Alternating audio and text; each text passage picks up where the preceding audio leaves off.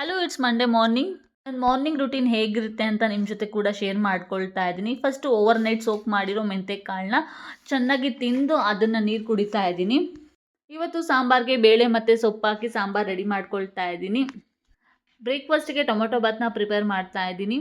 Around ನಾನು 6 o'clock ten ಕಿಚನಲ್ಲೇ ಇರ್ತೀನಿ. So ಏನೇನು ಕಿಚನ್ ಅಡುಗೆ ಕೆಲಸ ಏನೇನಿದೆ ಅದೆಲ್ಲ ಫುಲ್ ಮುಗಿಸ್ಕೊಳ್ಳೋಕ್ಕೆ ಟ್ರೈ ಮಾಡ್ತೀನಿ ಆದಷ್ಟು.